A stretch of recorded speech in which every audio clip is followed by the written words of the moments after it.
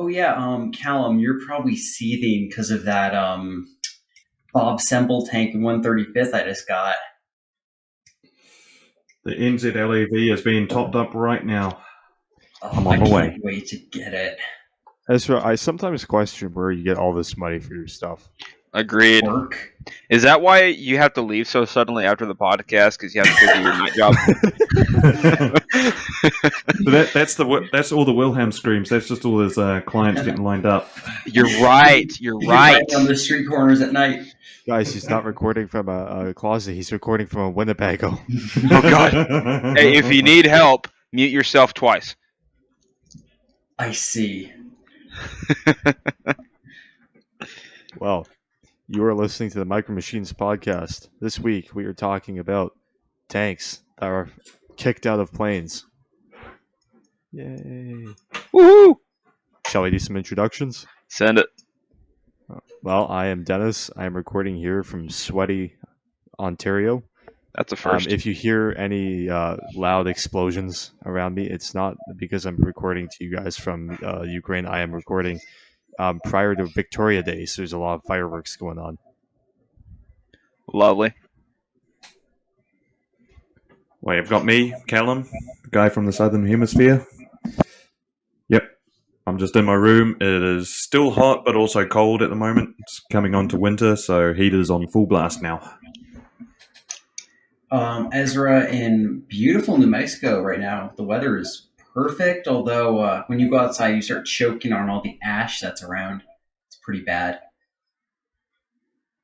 Well, my name's Greg. I'm down here in SoCal, living it up with the ocean clouds and cool breeze. Very jealous of you right now. Yeah, y'all can suck it. Shut up, Greg. Shut up, Greg. Okay, well, if we are to talk about airborne tanks, I think first off we should ask ourselves, why would we have an airborne tank in the first place? Because America. Yes. All right, next slide. End of podcast. Good discussion, guys. Yep. Oh, yeah. Okay. So, what I want to attract y'all's attention to is this photo down here. Does anyone recognize this photo? It's a bridge from Holland. Is it a bridge that's too far? Oh my God! It's postscriptum. Shut up. What's his name? Sir Arthur Digby with the umbrella. Yes. So I think we all have picked up on this. This is the bridge. This is the Arnhem Bridge. By Nijmegen, right? I think this is Arnhem.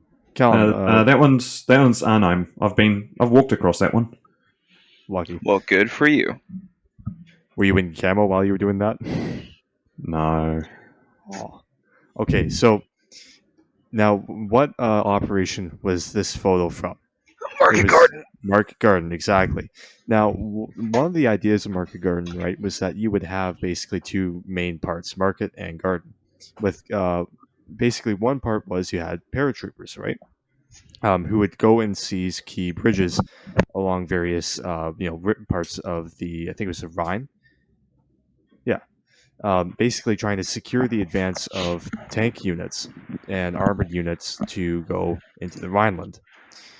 The problem with this was that you've got basically this contrast, this dichotomy between the very heavily armored, tank units like the British 30 Corps, which are advancing north over the bridges that the very lightly equipped paratroopers have. And of course, one of the main issues that was encountered by the paratroopers was they had a pretty big lack of armored support. They didn't have the sort of weaponry they needed to, advance under fire. They couldn't knock out enemy tanks. They couldn't really do any tank things, right? Because they had no armor to do so. Although, I will interject, they weren't really expecting, the 2nd SS Panzer Group division to be there. No, this is true. Yeah. This is where Ezra shines. Fun fact, that Panzer division turned up literally like the day before the invasion. Like, they just got there.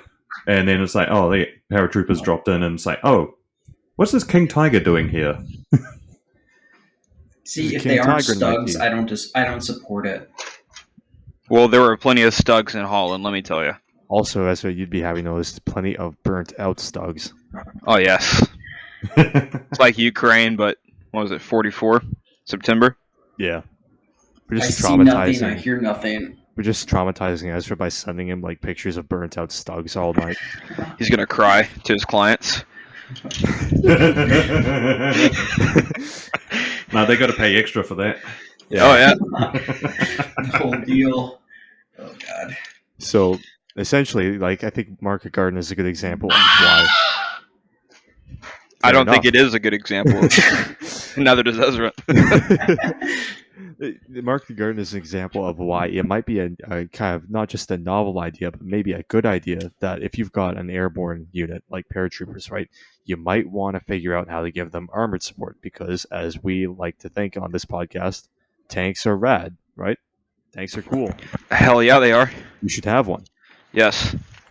So, what we're going to be talking about tonight is basically all of the various attempts to make tanks or other such armored fighting vehicles, which can be either airdropped or landed very quickly by aircraft, or even just carried by aircraft from one spot to another and offloaded very quickly. It's the whole idea of the airborne tank.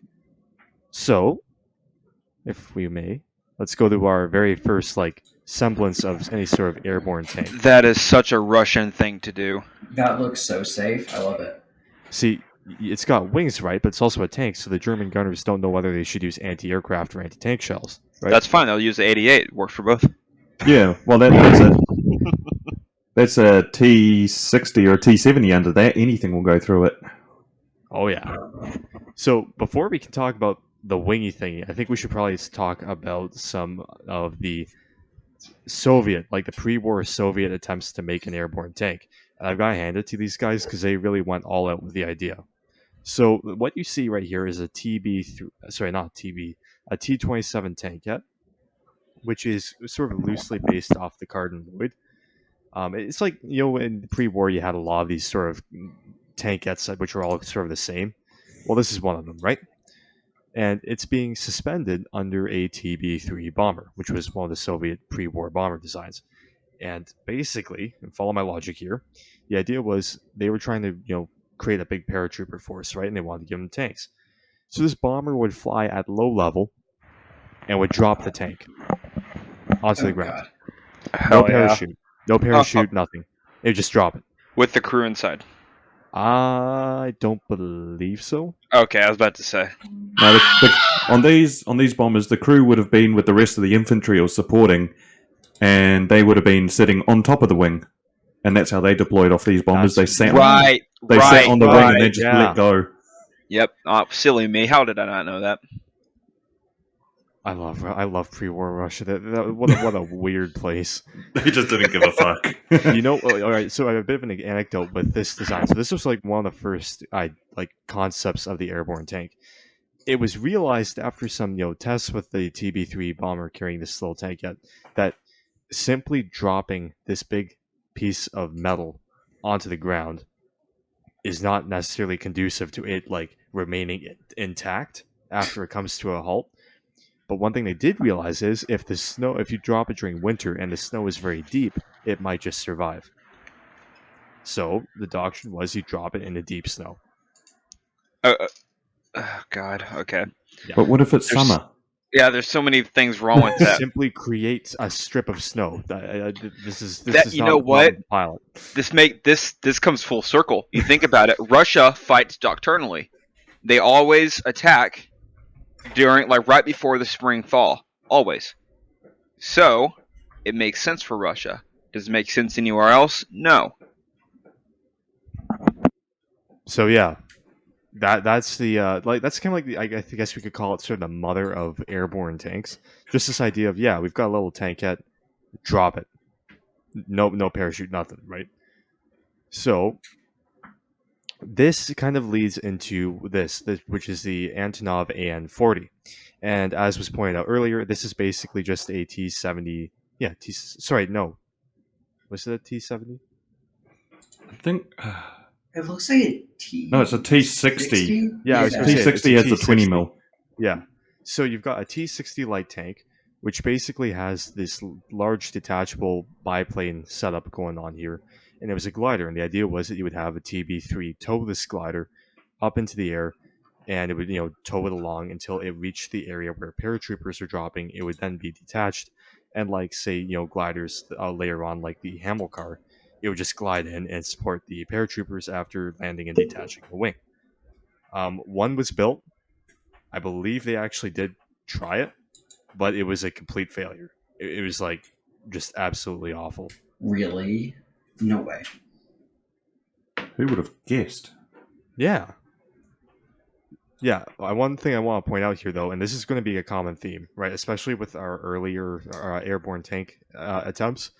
So, in order to make the T60 light enough to actually be, be able to actually take off, so you had to basically take off. I think it was you needed to take out the crew, the ammunition. What was the other thing? I think most of the fuel. I think they could leave a little bit of fuel in this, but it was basically running on fumes from the moment. What the fuck? Yeah. So everything basically that makes this tank workable had to be taken off.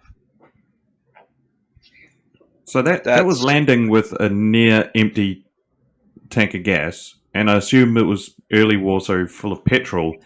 So it would have just had a tank full of petrol fumes, right? More or less, yeah. And you're dropping it, which is going to create movement and possibly sparks. Yes. All I'm just seeing is a big iron bomb. But Callum, you see flying tank. I'd also like to point out they had to remove the armament for this to work. So you're literally landing something which can run for maybe 5 minutes. It's a petrol bomb, as Callum points out. It has no armament. It has no ammunition. It has very little armor, and it has no crew. Okay, please tell me, for the love of Christ, how this thing actually gets all the shit before it's captured or just forgotten. Yeah, it just seems easier to drop it on the Germans like a Russian kamikaze. I guess it kind of does make sense. You could, load it up with explosives, and because it's not piloted anyways, or yeah. Well, you hope it's not. Well, I mean, hey, it doesn't really matter at the end of the day. It's a glorious sacrifice. Hey, you're gonna die tonight, one way or the other, for the motherland. So you pick or choose. So the Antonov A40 is it's a horrible idea. It's a bad design. However, it is pretty important because it does influence some of the most, I guess, we could call them the purest airborne tanks, which we'll talk about now. Because now, look at that! For God's sake! Oh, Ezra! He even left in like the background, like you're supposed to remove that. Ezra, okay, look, you should have added a War Thunder meme, not fucking anime fairy bitch. No, I can't do this anymore, man. I can't do it. Before you got on, Greg, Dennis told me to add an anime picture. I didn't tell you to add that. Not that. Like this is okay. This little drawing, it's cute. It's a little tiger drawn onto an M22. That's nice. What you've done is just cancel us again. All you've done is just made me make another sensor bar. Hell yeah. But you're fully clothed. It's fine. It even has the correct muzzle attachment. They even got that right. You're welcome. Well, props for them. Okay, I had to get that by looking up anime M22 Locust. One day I'm going to hack your search history. That's what I'm going to leak it. Yes! Okay, so Go ahead. you may be wondering, Dennis, what's the common thread between the absolute monstrosity we saw just a minute before and the absolute monstrosity we are seeing now? And that is the glider. So during the Second World War, everyone had this epiphany, right? Because the transport aircraft of the time were not really suited to carrying vehicles, right? I mean, the most you could really carry on, say, a C-47 was a Jeep, right? And you couldn't really just airdrop that out. So airdropping tanks was really, not going to happen. But during the war, glider technology had really progressed. So what you ended up having was a whole bunch of different gliders, one of which was the Hamel car, which is what we see here behind the tank. and this was designed as a kind of like a heavy transport. And basically, you have two tanks which are developed around this glider. The first one of which is the M22 Locust. So this one, it's pretty cool. It's this light tank developed by the Americans. It's got reasonably good mobility. It's got a pretty good engine. I'm just trying to remember which one exactly it had. I believe it was a Lycoming 0435T. It was a 6-cylinder horizontal engine, and it generated 165 horsepower, which is actually really good because it meant it had a 25.8 horsepower to ton ratio. So this thing scooted, right, which is exactly what you might want out of a light tank, which is sort of supporting paratroopers, in almost like a scout role. And it also had a 37mm gun. So yeah, it was. It also has the ability to become the biggest meme of War Thunder. Yes.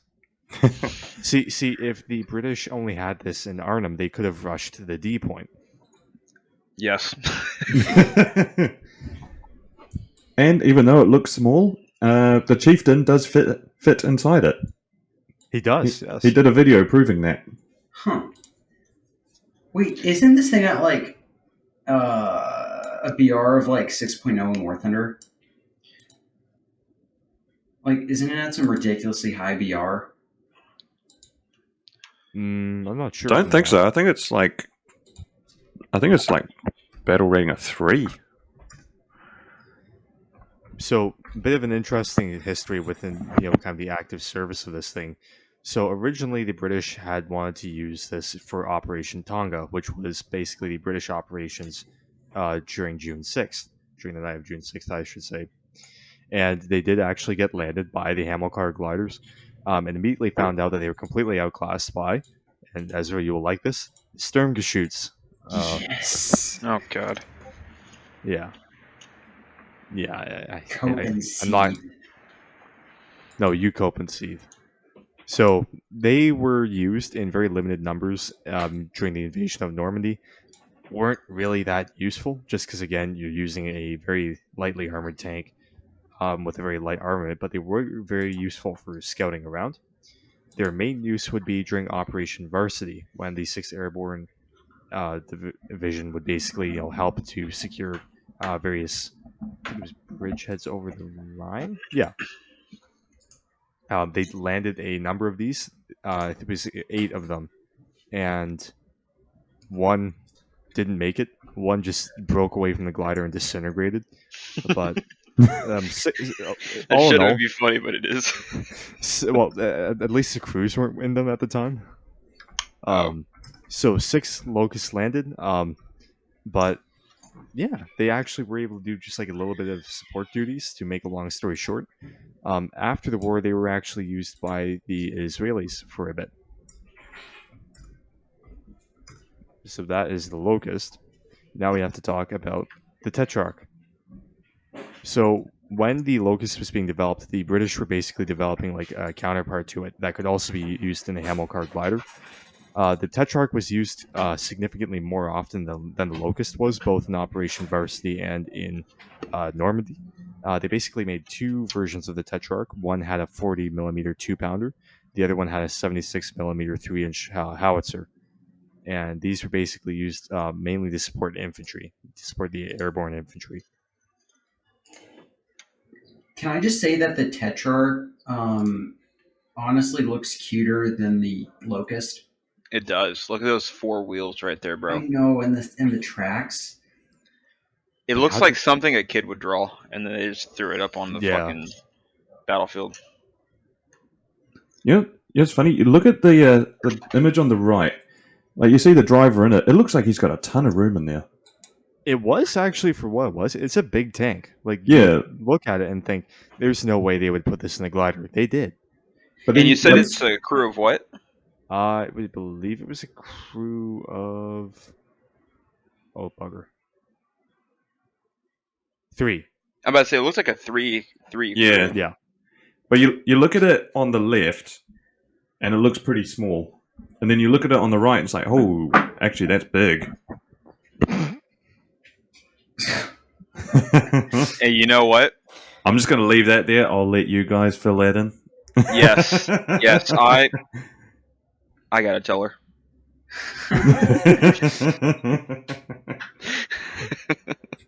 Oh, I just noticed. Look at how cute and little the teeth are on the drive sprocket. I think it's average. I assure you. Those are normal size. Those might even be kind of big. Okay, don't. Hey, it's Don't I focus on assure them. you, this was hey, not it's winter. designed It's for cold. glider. So, yeah, interestingly, with this, it was not originally designed to be an airborne tank. It was actually originally designed just as a light tank. However, it was just small enough. But one It of was, the it was the perfect size for smooth entry and exit out of the glider. Yes. Actually, it was, yeah. They didn't have to remove anything, which was quite nice. But I guess one of the advantages of it having not been originally designed for that airborne role was that it was actually fairly well armed, considering we did have a 2-pounder, which was still an anti-tank gun, such as it was. It was, okay armored, but it also had fairly decent vision, right? Which is obviously really important, especially if you're in a kind of a recon role, because you can just open the top right off of this. It was basically a convertible. That's pretty tits. So again, these were used in Allied airborne operations, both Tonga and Varsity. Also, though, a few of them were actually sent in Lend-Lease to the Soviet Union. About 20 of them. Huh. Did they actually utilize them? I Probably not. believe they. Yes, it says here that in September 1943, 2 Tetrarchs were assigned to the 132nd Separated Tank Battalion, which was in the 5th Guards Tank Brigade. Both tanks were destroyed in combat. One of which was a casualty of artillery fire. Oh. Get fucked. No, and you're gonna see a picture coming out of the Ukraine of a Tetrarch painted in 4BO with Z's painted on it. I mean, hell, they've got That would be shopping funny. carts with disease, so it wouldn't surprise me. Oh my lord. So Yeah, that's right. So both this and the Locust are often considered to be sort of your what would you call it? You kind of like the purest airborne tanks, because of all the tanks we're going to talk about today, these ones were designed specifically to be carried by gliders, to be airdropped right alongside paratroopers, and then to drive into battle to support them directly. Right? This is kind of like your doctrinal and structural purist interpretation of what an airborne tank is. They existed in this sort of point in time, which was World War II, where you could get away with a design like this. You could get away with that sort of idea. What we're going to see kind of going forward, though, is sort of various deviations from this idea of what makes an airborne tank and what it should do. The Russians are over there like the SpongeBob and Patrick meme. Write that down, write that down. Well, they kind of did. So this is the ASU 57. It was designed from 1951 to the late 60s, and this one was it was an assault gun, but it was an airborne assault gun. And the idea for these they were actually parachuted in from an AN-12.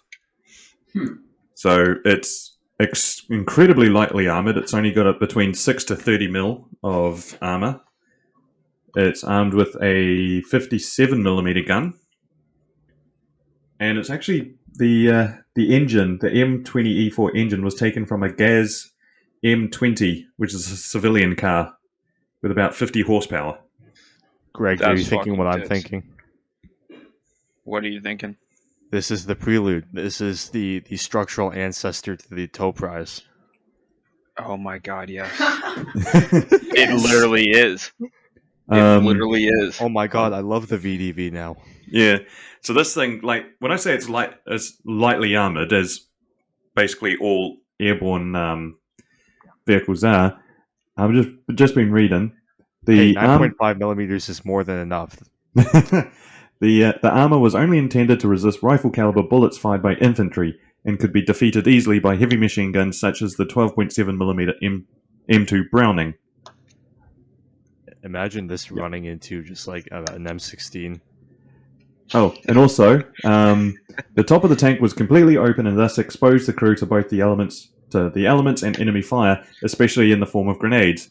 If the crew stood up completely in the tank, their heads would be in view. Nice. Did I hear HEAP? But So this is Operation- like a it's like an archer. It's like an archer, but with no redeeming characteristics. The archer redeeming characteristics. All right, guys, that's it. Haul Ezra off the podcast, please. And just like that, Jack materialized to come I and was kill about Ezra. to say, yeah, Yeah, that's he just- how convenient. I just All appeared. right, Jack, you know Hi, what to do. Jack. Please go and kill Ezra. Oh yeah, I'm on it. Oh, look at that! He'll be He's there. so nice. He'll be there in 5 to 12 business days. I'll find Should myself be there. forcibly removed from the podcast. Well, So- Dennis, according to Canadian Post, they said 5 to 7. So we'll see how quickly Jack gets there. I'm gonna have to berate Ezra into getting his 3D printer working again because I just think Canada Post is gonna continuously shred my envelopes, even though I pay extra money for them to be padded. Oh. Sounds like Canada Post. One of your packages you sent me, Dennis, got shredded. When you were Yeah. sending me decals for the Grizzly. Yeah. They, Wait, they how do like we- to they just like to shred everything that might bring me or anyone else joy. So this shredding, not to get too off topic, but how do we get notified of this shredding? You wait long enough, and either it doesn't come or it does, and everything's completely destroyed. But before then, just let me know, and I'll send you new ones. Or again, we'll just bully Ezra, and he'll send you them. My printer right now is hanging on by hot glue. Dude, how did you manage to break an all-in-one 3D printer? I didn't break it. Something is wrong with my FEP screens. Excuses. Yeah, that's, okay, sounds hold on, like hold on. somebody I who don't want- broke it. I don't want to digress too much here, but Ezra, you have an exposure time of 50 seconds, Yeah. and you want 55. to tell me that there's something wrong with your FPP screens? I know exactly what's wrong with your FPP screens, my boy. You were exposing them to UV light for 50 seconds at a time for thousands of layers. I mean, that could be the problem. Hey guys, welcome to the Micro Machine Podcast, where we talk about what not to do for your resin printers. Okay, pro tip from Micro Machines: never set your FEP, your bomb exposure time, on a Creality. What do you have? LDR 002. Thank you. Don't set it to 50 seconds because you will burn your FEP film, and then you're going to be like Ezra and oh my god, why does my FEP film not work? No, it hasn't burned through my FEP film. The problem is it leaks around the edges. Yes, exactly. Ugh. Fuck. Okay. So, question for you, Callum. Yo, Okay, wait. I see so big helicopters. You go ahead, Jack. I don't know what's going on here. We're doing the ASU or so this is Doing all about flying airborne vehicles and tanks. oh hell yeah. We've got a tight ship here. We just have people just randomly showing up. Yeah. So, okay, Callum, I see big helicopters, right? Yep. Now, you said these were airdropped, with a parachute. I'm Mhm. assuming, though, the idea was also that they could be dropped by helicopters. Yes. Just brought down. The AESU 57 was used in battles around Revell and oh god, I'm not pronouncing that one. This was in Ethiopia. They were used and Somalia, and they were dropped with MI6 helicopters. So yeah, they could be dropped by a helicopter as well. Oh, there'd be an anti-aircraft gunner just watching these helicopters come in. Scoosh, scoosh, scoosh, scoosh, Well, scoosh. shall we now talk about the bigger cousin of this? Why not? Wait, Send before we move on, Oh yeah.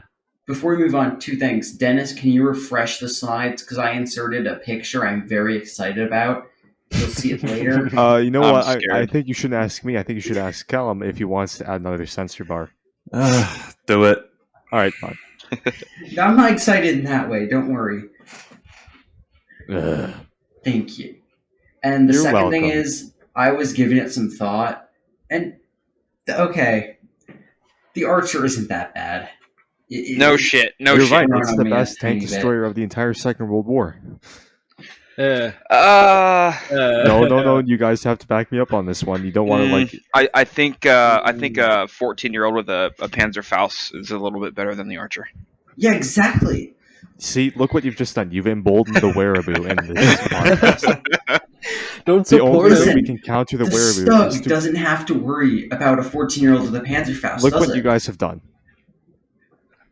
The only way, Yeah, I'm not sorry. the only way this branch of the freedom-loving, liberty-enjoying branch of the Micro Machines podcast can combat Wereabooism is to support Maple Booism. Okay, That doesn't sound very freedom loving. it's the domino effect, right? Like first one guy starts liking Stoogs, then the next guy starts liking Stoogs. We have to counter this with Archer loving. But listen, I can love all Canadian armor, but still like the Stug. No. That's like saying you're married and love your wife, but you love the neighbor's wife too. Juice chair.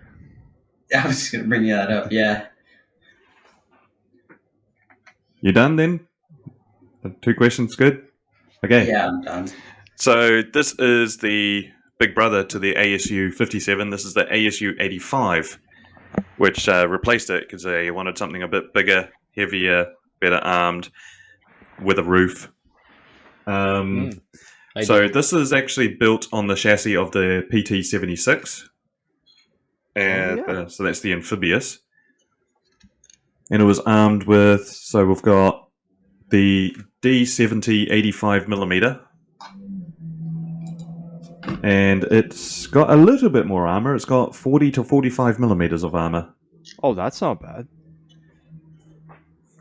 So this again was also to be dropped from aircraft and helicopters and whatnot. So it's basically the VDV's version of the SU-85. Okay.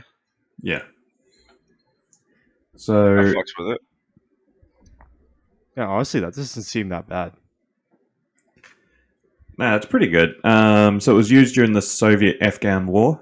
They airdropped a whole bunch of these. And actually in early 2016, Vietnam expressed interest in an upgrade package for these. This with trophy APS and a crow's mount. Imagine that schwacking like Hueys in Vietnam as they landed. Yeah. But the gun on this could fire, so they had the heat rounds, the HVAP, and the HE rounds. So it could penetrate up to about 192mm of armor at 1 kilometer. That's pretty good. Holy shit. That's pretty good. One thing that I'm just thinking about right now is you said they were airdropped with the VDV in Afghanistan. Something about very tall mountain passes, and this with its limited elevation just tells me. Are you saying Soviet design's biggest enemy right now is mountainous ranges? Well, all I'm saying is I fully expect to one day see an image of one of these on one of those roads through the mountain passes with a ZSU-23 duct tape to the roof.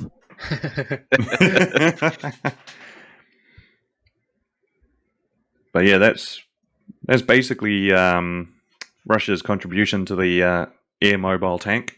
Those two. Trash. And Oh this my I found. God. This is the Humber Hornet, which is a British and Australian units use this a lot. Of course, Well, it's they wanted Australia. to. So it carries as you can see on the back, it carries an anti-tank guided missile. And these things look huge. That does look big. Yeah, you can see it. I like the fact on this they're folding deployable. That is pretty cool. Yeah. You could go hull down with that. So this is built on the the FV1611 Humber, also known as the Pig, which is a 1-ton 4-wheel drive armored truck. So they've just taken the back half off and put an anti-tank missile carrier on it. So this was transported in the air with a Blackburn Beverly, and it was airdropped on a cluster of 6 special parachutes. So this one was also airdropped. Huh. So Say what you will, this actually seems like a pretty good idea. yeah, It gives the paratrooper something that's fast, but it also can probably knock out any of the battle tanks for the day. the Malkara missile, which is what it's got attached to it, has a 27 kilogram warhead, and it was the largest warhead ever fitted to an anti-tank weapon. I'll say. I think that's just to try and get through, I don't know, an IS-4 or something like that. So this was so it's a guide by wire system. So it was and it was it was introduced in, where the hell is it? Just saw it. Introduced around the 50s, and it's 1950s it was produced, and it was replaced in the 1970s by the Ferret Armored Car Mark V armed with swing fires. Like, just imagine you, a BMP-1 crewman, see this thing pop over the hill. I would 27 actually get pretty kilograms. nervous. Yeah. Well, actually, that's a good point. You could literally hide behind a hill and then just have the missile just raise up above it. I think that's probably the idea. Wasn't that a common thing, though, with the British vehicles? Because I remember reading about the Ferret with the missiles that came back in this, out in the 70s, where you could like take the command launch unit of the missiles off the Ferret, right? So you could park the Ferret behind the hill, put the command launch unit on the hill where you're like, no one can even see you, and you could command them from there. Huh. I believe the Tank Museum made a post on Instagram about that one time. That's actually pretty neat. The Brits are, say what you will about the Brits, they've got some pretty neat inventions and ideas, especially about anti-tank warfare. It's all very Wallace and Gromit. Lost. So yeah, what's next? Whoa. What the fuck is that? Perfect. It looks like something that would be in an Australian's backyard to go running around the outback in. It looks This is actually French. special. It's You're kidding, right? French. It's French. That does not look French at all. Actually, Actually. No, that looks very French. Yeah. Is Anyone that a white wanna- flag on the front? No, as much as you'd like it to be. Anyone want to try and pronounce this one? Lohr Fardier. Is that the guy from Shrek? Hey! That's the first thing I thought. Lohr Fardier. So this is, well, I'll put this one just as a bit of a piss take, but it's actually an interesting concept. It was to be dropped with troops, the French troops, just to carry around stuff, which is not a bad idea, really. And it's actually, this thing could tow up to about 800 kilograms, and it usually towed a 120 millimeter mortar. Wow. So That's not bad. That's not bad at all. yeah. So a C-130, Hercules, or C-160 could carry up to 6. 6 for airdropping, or 12 as general cargo. And then also a Puma, a helicopter, could carry one of these with the mortar attached to it. That'd be pretty cool. You have like the ability to just drop a mortar team wherever you want. I think that's the idea. And also it was just used for running around, carrying equipment and stuff like that. So, like, it's Doing not French things. Yeah, it's not a bad idea for a airborne vehicle. I mean, it fits under a support vehicle, so It's a tank. but yeah, I just thought that would be a fun one to put in. And we stick with the French theme.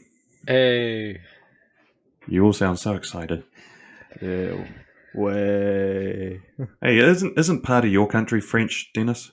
We don't talk about acknowledge them. Quebec. No.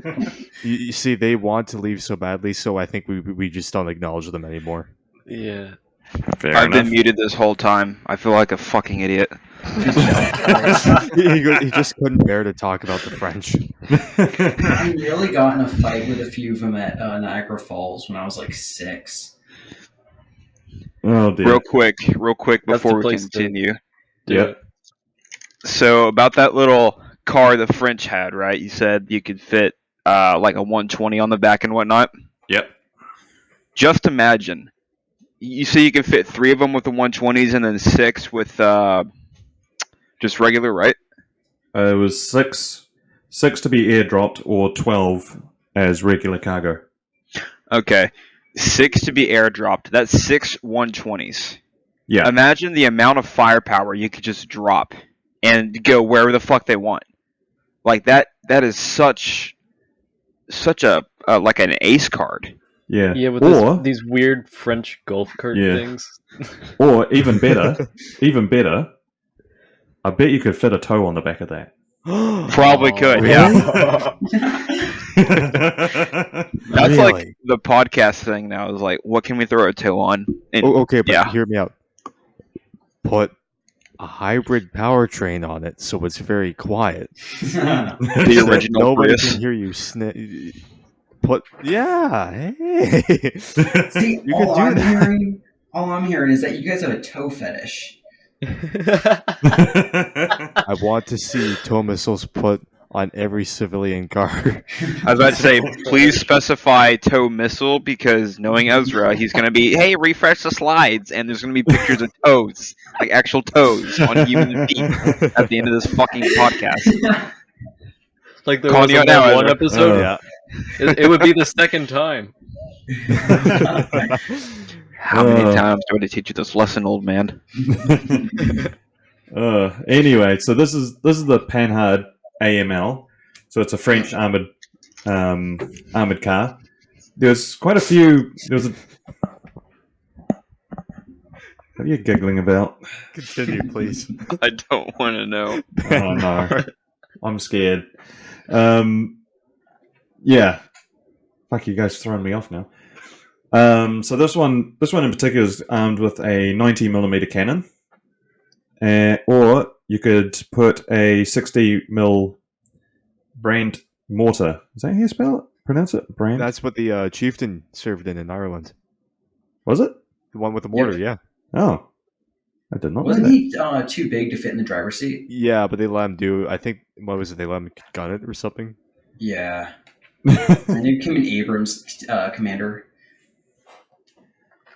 But yeah, so this is the French armored car, and this one could be airdropped or carried in an aircraft and stuff like that. So just bear with. I can't tell if it's the perspective or not, but it looks like the front right wheel is out of whack a little bit. I think that's just the way that they turn. Yeah, it might be. Yeah, the angle of the camera, the angle of the wheels themselves and whatnot, and the terrain. Yeah, that's probably it. Yeah, it Been probably bugging is. me for the past minute. Yeah. That's okay, Ezra, here, let me block it out for you. Don't look where the laser pointer is shining. It's like a fucking cat. Oh, crap. Oh, yeah. Nope, you're not allowed to see that. We've already Aw. covered it. No! Show's over. This is a podcast favorite. Callum, do you have anything more to say about the Panhard? I hate you guys sometimes. The best bit, I have full editing powers, so I'm good. It's just so nice to come home from a long day at work to this. It's just amazing. The pansexual tank. Skip on. But that, yeah, that's the Right. French. Alright. Ooh.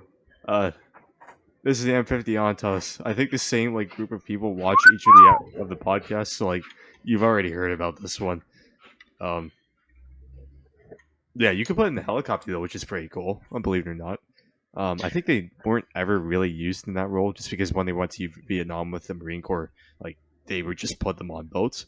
But in theory, it would be a pretty cool tank destroyer to have, just because again, the 106 at the time that it came out was pretty effective, right? You could knock out any main battle tank that was Soviet. So you think about it, like you have helicopters bringing these in. These are tiny; you can barely see them, right? Like they'd be amazing ambush vehicles. You just pop up in your rear areas. Also, Thanks to like, War Thunder, we know all about them. Yeah, Dennis, I hate to burst your bubble on something. Probably not Airborne, eh? Oh, no, it was. No, the 106 recoilless rifles couldn't take on the MBTs. Really? They sucked at it. You're telling me that if firing a heat round, it couldn't like at least detrack one? It proved it didn't stand up too well against them. That's why they ended up mainly using them against houses and buildings and structures. So this is what Yeah, happens Dennis, when... didn't you listen to the podcast we all made? No, I really didn't actually. I Although- was zoned out the whole time. Also, I was high on Ezra's product. also, I now have beef with On the Bench podcast because they were talking. I was listening to their latest episode, and they were talking about the 16th scale model from TACOM being released on the Ontos. And one of them said they hate it. They said it's ugly What? and they don't like it. What? But they haven't And- even built Oh, it yet. they've crossed the line now. So now they said it's ugly and it's a stupid. They said it's a stupid idea for a tank, and now we've got a feud with them. Oh, DM Damn straight incoming. we do. Get their got fucking shooters. asses on this fucking podcast. I mean, give them some credit. They are Aussie, so you know. Well, Aussie Aussies like activity. killing things, and that is a great way to kill things. So the fact that they're hating on it is just against their traditions. Typical Aussie activity. Okay, I may have not been paying enough attention, but could the Ontos fire all 6 recoilless rifles at once? Yes. Oh, I'd hate to be down. Have you not played War Thunder? Well, hold on. No, hold on. We can't use that argument anymore because I got my information about the effectiveness of the 106 from War Thunders, which makes me look like an absolute tool. Yeah, you silly goose. Well, only now. Callum, I still hold though. Like if you were hit by a heat round from one of these, and you were say a T-54, I don't think it would like it. I it won't- agree with Dennis. It won't like it. It was just shown to be not as effective as just a standard 90mm round or something like that. Yeah, but what's as effective? Like, could it penetrate? I was going to say there's no way that it didn't penetrate, like say obviously ignoring ERA bricks, but like the heat round from this, how did it not penetrate, say a T-55? Oh, it would. It just didn't. It just wasn't effective. So there at you it. go. It could knock out a modern MBT. Okay, but Welcome to this episode of Hill to Die On. M50 Ontos, like 6 recoilless rifles. Like, come on, that's fucking cool. It's cool. It is definitely one of the neater airborne tanks. That's why the Marines wanted it. Because they're special. Yeah. Damn straight. Not in a good way. Bunch of fucking goobers. So, sort of on the subject of very lightly. Oh, it's look at very that. Weird, There we go. very weird, like 1950s and 60s era American airborne tank destroyers. Here's the M56 Scorpion, which is not like totally dissimilar, at least from a doctrine standpoint. So this was developed a little bit earlier. This was actually developed between I should say it was manufactured between 1953 and 1959 by Cadillac. Yeah, and basically it was intended only for the airborne forces. It used a 90mm T-54 gun. It carried 29 rounds of ammunition.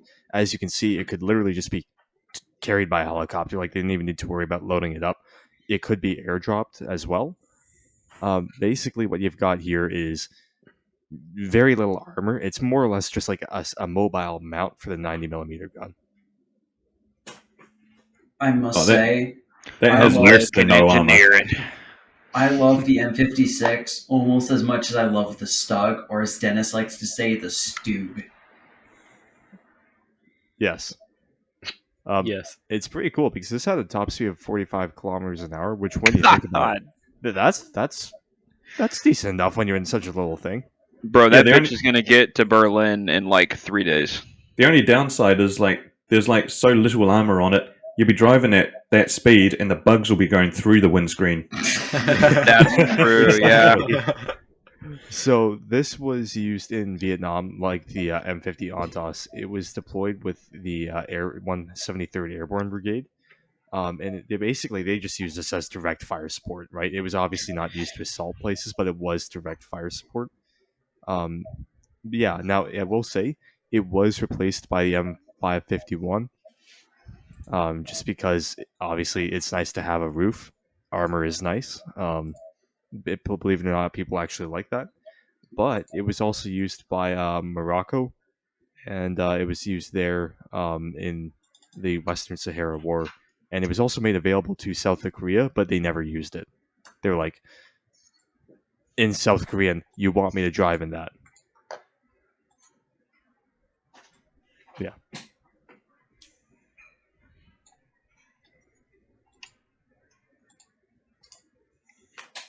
Look at those big road wheels. They're pneumatic, actually. So those are just rubber tires. You're a rubber So- tire. Each episode has to have one long pause. So, does that mean I could drive without tracks? I believe no.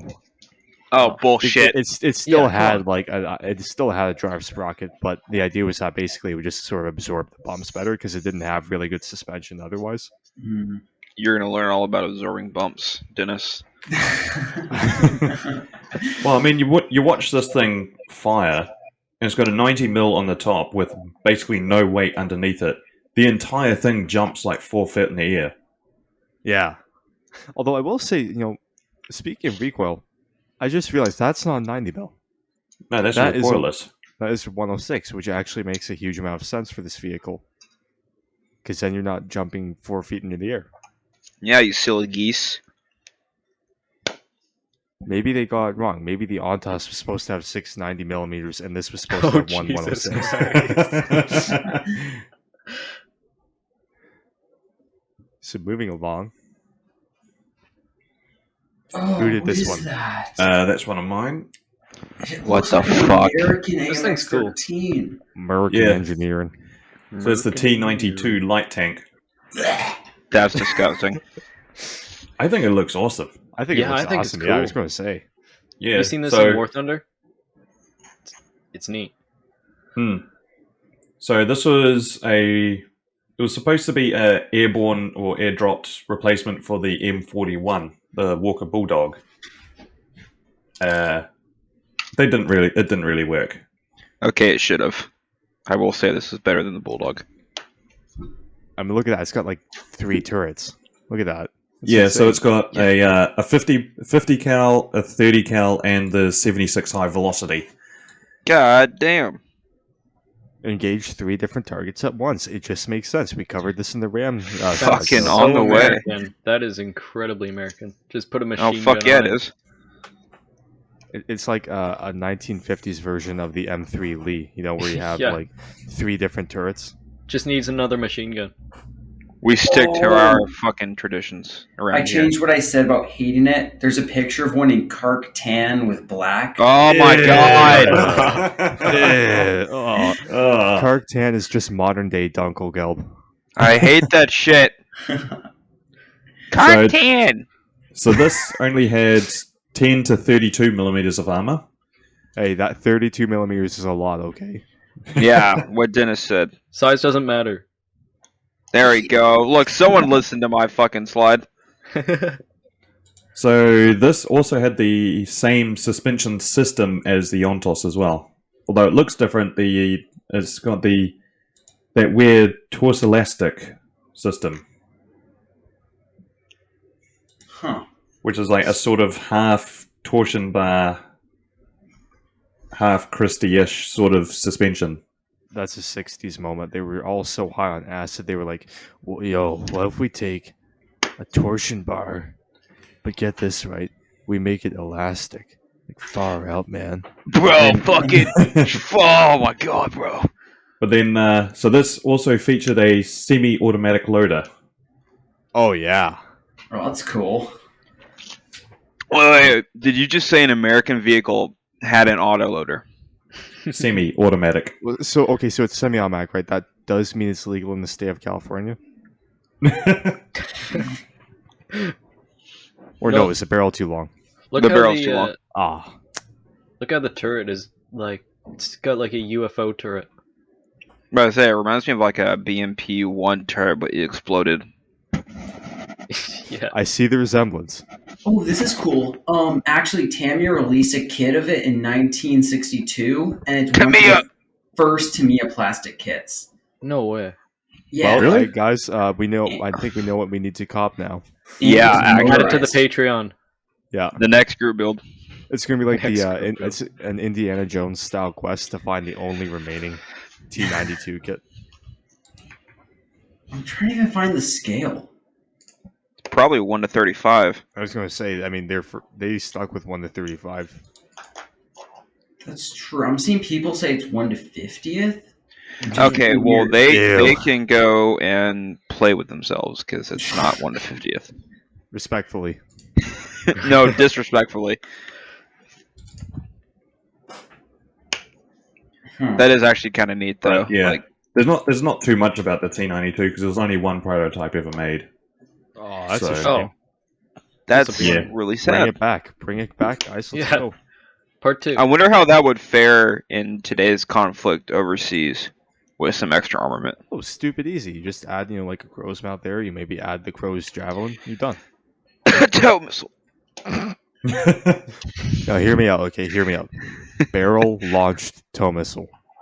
What? You mean a heard me. shillelagh? Literally just modernize the shillelagh. Make it better. You're a shillelagh. God. Why do people listen to us? Yeah. They don't. They do. Oh. Anyways, yeah, keep going. Anyway, Keep going. next one. Well, speaking of the shillelagh, I think we have probably That worked out one of pretty the well. most quintessential airborne tanks, especially after the Second World War. Look at this thing. Look at that. Probably one. You know how of many the- VC that killed? Oh yeah, this is probably one of the nicest looking tanks of all time, and you can't change my mind. Also, it's the Tiger One. it would take 10 Sheridans to knock out a single Tiger One. The Stug. I'm not going to say anything because I know that a Sheridan can knock out a Stug. I admit defeat. Yeah, in no this shit. case. So Okay, this that's is right. pretty cool. It's made out of aluminum, which we all know is great for armor plating. But I mean, it's a fairly large vehicle for what it is. The museum, the Ontario Regiment Museum, right down the ways from where I live, just got a second one. This one is actually the one I was telling you guys about earlier. That's in full working order. So Oh, wow. shout out to the Ontario Regiment Museum for being real cool guys. I But they still haven't literally been just there. they dragged a second one, which I think it's in good enough condition where the tracks will turn over, but that's it. And they've left it outside, and I think they're going to restore that one too. But it's a big vehicle, like it's significant. It's bigger than an M24. I'll put it that way. Damn. Yeah, For being an airborne tank, that is actually kind of big. yeah. And the idea here was again that you would support air mobile troops. And one of the coolest things I think ever about tanks is that this was designed to be used with something called the LAPES system, or low altitude parachute extraction system. So the idea here is basically this: on even like a minimal combat load, where you've only got a few rounds of ammunition, you've only got a little bit of fuel, right? This thing is way too heavy to just be airdropped at high altitude from, say, a C-130 like this one, right? Like, Okay. it's just not going to happen. However, what if you found a stretch of reasonably flat ground, right? That's long enough, opened the rear cargo door of a C-130 and flew at like 10 feet above and used a parachute to basically pull this thing out and slow it down. So by the time it hits the ground, it slides forward for a couple dozen meters, and then it's ready to go. So we're basically drag racing tanks now. Essentially, yes.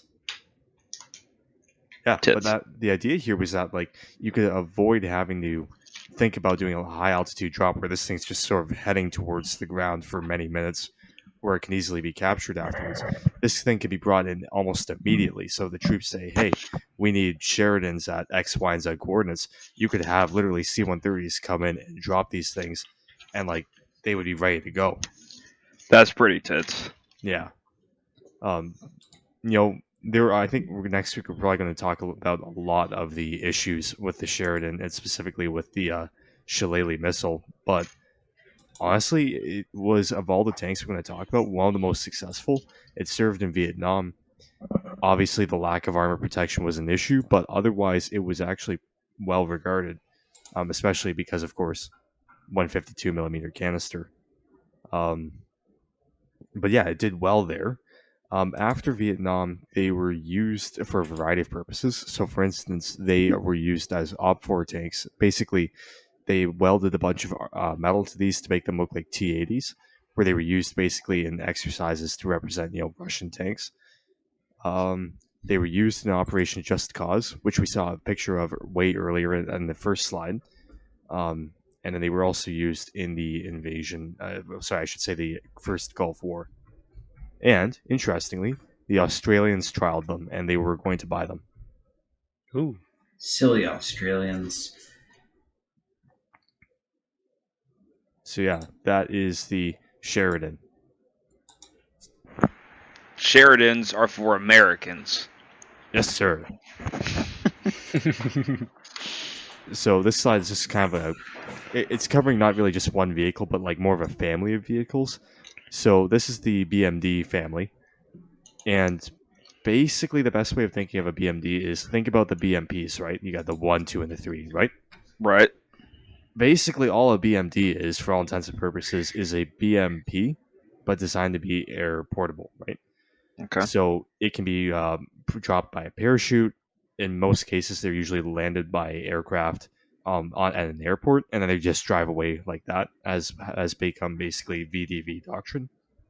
But yeah, they are fully amphibious, and again, they can be also dropped by helicopters, just like the ASU 57 in 85. So this thing's just a tall BMP. Really, yeah. For all intents and purposes, imagine a BMP. It does the exact same thing, but for VDV, and it can be transported by an aircraft or a helicopter. Sweet. Nice. Yeah.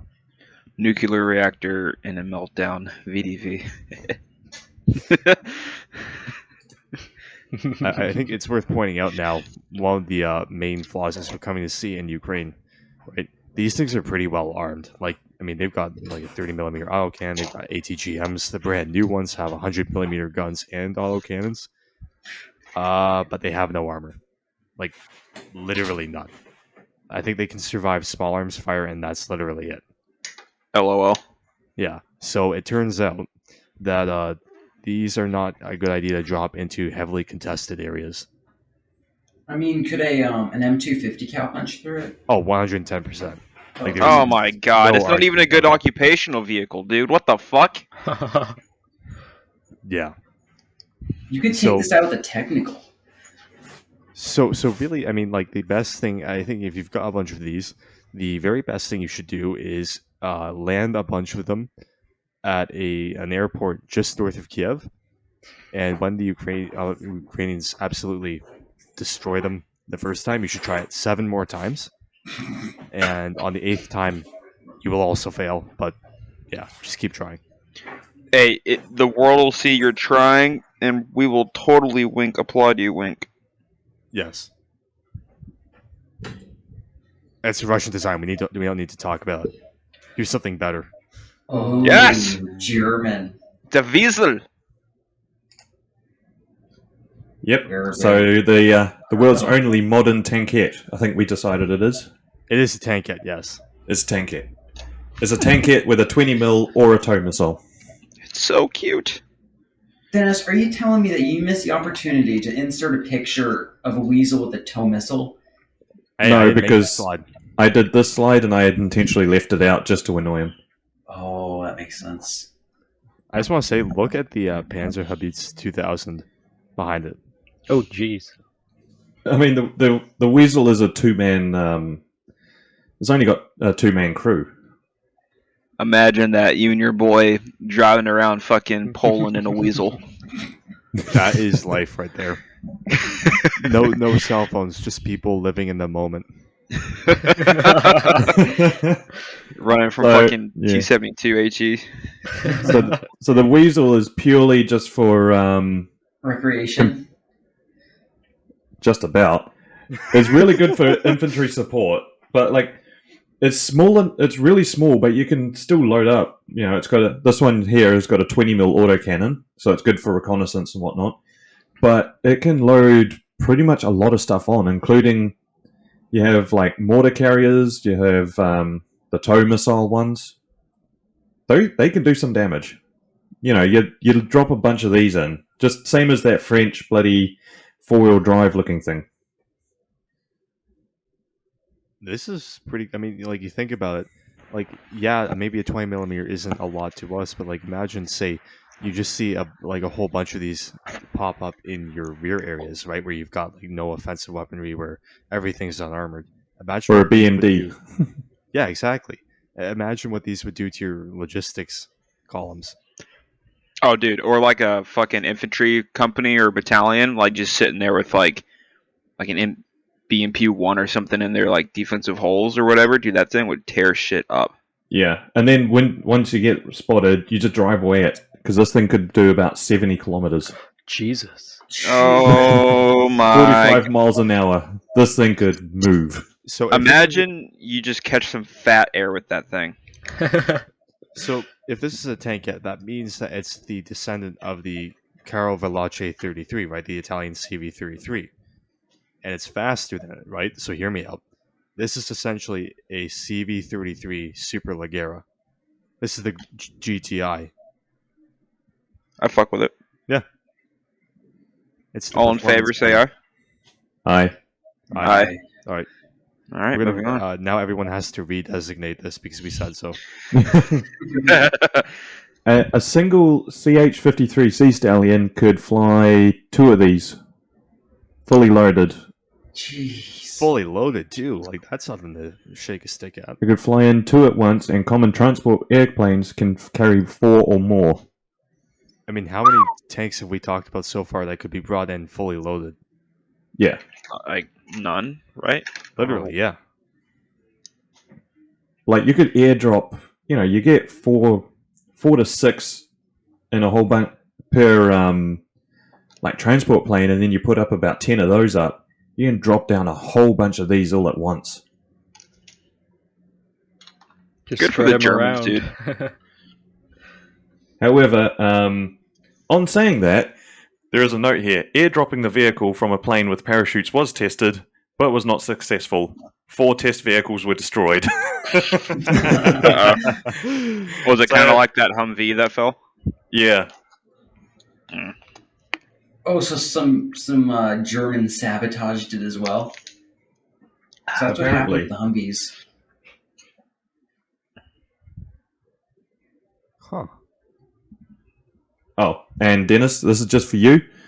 Germany deployed both types in Somalia in 1993 as part of the United Nations forces. Yes. You can paint this white.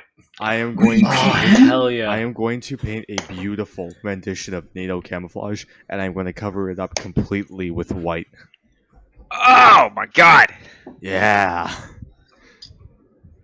I can't wait to see that. When is this happening? I have no idea. When I get the money for the 1/16 scale. I will say these were also deployed in Afghanistan, which I think is that's a bold move by the. That is a very bold move. Imagine that hitting like a 40-pound IED. There'd be nothing left. Like they're just like they're showing we do not fear you. And If it hit a 40-pound IED, it will be airborne. Don't worry. Oh, no. Yeah, that's true. It comes from the air, it dies in the air. it's coming full circle. Dude, I'm building my TACOM Wiesel in UN white colors. No, you are not. I saw you trying to paint it in NATO Flage. I haven't even built it yet. What do you mean? He probably painted it in Carc 10. Yeah, I was going to say. Stop slandering me. No. No, you make it so well. Ugh. Oh, I can't find pictures of the one with the tow missile in white. Only the 20 mil. That's okay. This one's cool too. Probably because the 20 mil is all you need for a peacekeeping mission. I Well, the assure tow you. TUA would like. I mean, the M113 TUA would like to talk to you about that. I was about to say, like, imagine you're a Canadian in Bosnia and you just have to explain why you're in a tow missile carrying M113. Like, yes, I assure you, a tow missile is absolutely necessary. The peace will be kept, god damn it. Yeah. We just have to be sure that they don't show up with a T-72. We will peace keep you into oblivion. Yeah. I will peacekeep you from 2,000 meters away.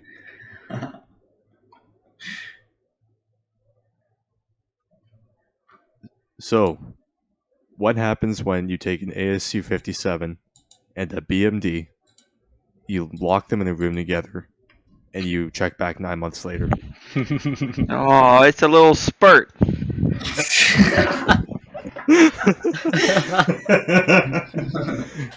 This is the I think that might be the S25 best joke of the Sprut-SD. day. Yeah. Okay. So basically, this is, I guess you could call it an airborne tank. I believe it's actually defined as more of an airborne tank destroyer. But essentially, what this is they began developing this back, I believe, like the concept came out in the 90s. And the idea here is that you have again, no armor. This is supposedly proof against 23 millimeter autocannon fire at 500 yards. I don't believe that for a moment. Damn. So again, basically no armor, but it's a similar. Oh crap! It's a similar sort of design to the BMDs, right? You've got these really narrow tracks. It's got a really lightweight, like just sort of structure to it, and again, partially because it's got no armor. But one thing it does have is the same cannon off the T92 and the T80, right? Oh, So basically, the idea is You're that this kidding. is for the VDV to have as like more or less the firepower of a tank, but it can still keep up with them by being air mobile, and it can be airdropped. It's also fully amphibious. That's typical of the Russians. Yeah. Now this has been manufactured between 2001 and 2010, and again between 2018 to the present. Much like a lot of Russian vehicles, like say the T-14 Armata, they like to roll them around the parades. They haven't been seen all that much. They have been deployed a few times. They are in Ukraine, supposedly. I'm sure they've probably been knocked out already. I'm about to say, we'll probably see it on that website here soon. We definitely will. Saw the T90M, I think it's what it's You called. did, The- yeah. And guess what Yeah. knocked that out? It was a Canadian Carl Gustave that knocked that one out. You're fucking oh, kidding. Nice. Imagine you're like the single most advanced Russian tank ever, and you get knocked out by a Carl Gustave that's been sitting in some like Ottawa barracks since 1955. Damn. Dude, that's fucking amazing. Like a quick anecdote here about like the armament of this thing. Greg, remember in Squad when you shot down that Blackhawk with the ATGM? Fuck yeah. This thing has the same thing. It's got the same system. They need to bring this to squad. Yeah, but like everything that's Russian, it's vaporware. It probably doesn't actually exist. That's We true. can ignore it. Russia For bad. something more interesting. Good. Who did this one? This is me again. So this is the M8 AGS armored gun system. So this is also known as the Buford for some reason. What the fuck? But it Okay. was so this is a light tank intended to replace the M551 A1 Sheridan This is a in light the tank. 82nd. Yes, it's supposed to be a light tank. That's. Hey, man, if the Sprut from the previous slide can be considered the light tank, I think this one could be as well. You know the that Jerry Springer show where they pull out like "You are not the father" type shit. I would like to see one of those with this if it's an official light tank or not, because I'm a little suspicious. I have a question. Has it driven up on that ledge to give the gun more elevation? Because, like, didn't the Bishop no. do that in World War II? The Bishop did that. Also, Sherman's did that in Korea. So did Pershings. Pershings. Pershings. But yeah, this was supposed to replace the Sheridan. However, they decided to cancel this one in favor of tow missiles and Mark 19 grenade launchers on Humvees. Fuck yeah, dude! Mark 19s will tear shit up. Yes, sir. Tow missiles. Yes, sir. Wait, this is American? You didn't know that? Das ist Americana. That's It American. looks like something the British would come up and, like, Hey, fever put some dream. respect on the British. They would never make something this horrible. Give me the Ajax. But I mean, Okay, you can tell it's American. It's got a 50 cal on the top. I was Yeah, about That's to- Right true. now, like, Yeah, everybody's that's actually 50 really cal. It's true. called the M8. the Yeah. M1 AGS, just like the M1, and the M1. Yeah. Don't but- forget the other 7 M1s. Or the M3 and the M3 and the other M3. Oh, and there's like 2 other M8s as well. See, this is what confused me. Look at the drive sprocket in the rear. It looks like a Challenger 2 drive sprocket. Well, maybe America, like everyone else and their mom, like steal shit from everyone else. So, you ever think about that? No. Yeah, I didn't think so. Yeah. So I'm Thank you for bringing it to my attention. I'm just having a look at the stats. So the main gun on it is the XM35 105mm. Forgotten how to speak. It's got a 105 caliber. It's called a soft recoil rifled gun. What? What the hell does that mean? Like, you know you're going to get something weird when the name starts with the XM prefix. But that's the prefix for experimental. So, Exactly. but it's got a modular armor level system. Ooh. Yeah, I was just gonna Fucking send a America. picture of that. So it's And got your basic level 1 armor package consists of ceramic armor tiles, which protects the vehicle against small arms fire and shell splinters, designed for the rapid deployment role, and can be airdropped, with a all-up weight of 39,800 pounds. Then you have level 2 armor package, consisting of additional plates of titanium, hardened steel, and expanded metal, with an all-up weight of 44,270 pounds. This one could be carried by a C-130, but could not be airdropped, though the level 1 package could be airdropped. And then you have level 3 armor, consisted of bolted-on armor boxes and designed for contingency operations and provides protection against light handheld anti-tank weapons. And level 3 armored AGS systems cannot be carried by C-130s. Total weight is 52,000 pounds. So, hold on. They literally have created the Abrams with the Tusk system. Like, quite literally. They are just making it heavier and heavier and heavier. Yeah, it's American. Of course they are. Yeah, but it's all modular, so you take it off and on depending on what you're doing. So Oh, it's my that's not a bad idea. IKEA tank. Yeah. IKEA tank. Oh, and You also would see one of these rolling around with like the most insane armor package you've ever seen. Like, it's like somehow 4 times heavier than the original tank. Got that custom armor package. Here, I'm gonna send a picture to podcast planning of one with all its modular ERA armor. Let's see it. It looks cool. I mean, Oh, That actually is kind of neat. It looks kind of like a Leopard C1A2.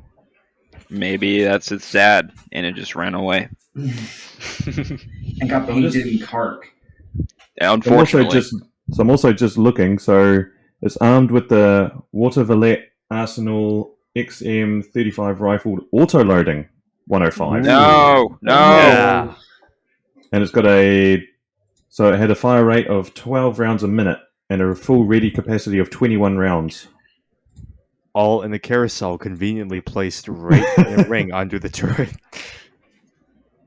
The We autoloader didn't is learn fed. anything. It's fed by a 21 round magazine, by a rotating 21 round magazine. It is a T92. Basically, Perfect. we did this to be fair sort with of, the but Russians. instead of them lying down, they're all actually standing vertical. So great. That means that there's more like area to hit. Oh, it also means that they're all going straight up when they go off, so that turret's going even higher. Ooh. I mean, Developed some by of them are NASA. laying horizontally and some are angles. I sent a picture where you can see the ammo layout.